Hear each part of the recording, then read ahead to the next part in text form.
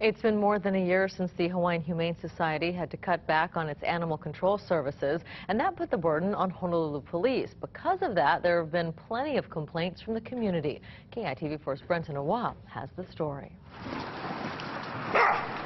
When animals get loose in your neighborhood, especially overnight, and they pose a problem, you're supposed to call police instead of the Hawaiian Humane Society. That's the way it's been for more than a year, but that's not the way some city council members want it to continue. The current way that we're handling this problem is not efficient and not fully serving the public.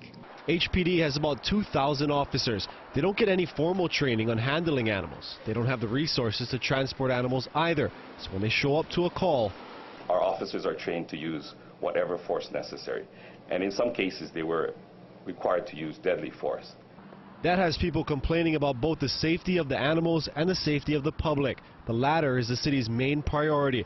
But at the moment, it just doesn't have the money it needs to pay for the Humane Society's full service.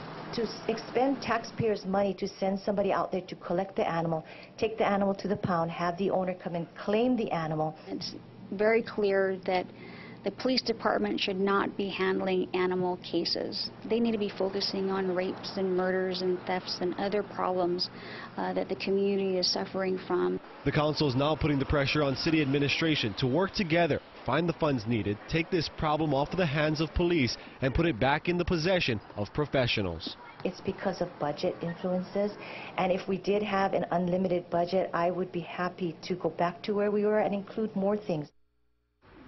Now we're told that today's hearing was for city officials to kind of get a gauge of where this issue stands within the community so they know how important it actually is to push for the funds needed. The contract that the city has currently with the Humane Society is about $2.5 million, but for the nonprofit to provide its around-the-clock full services to the city, it needs just short of another $1 million. Back to you.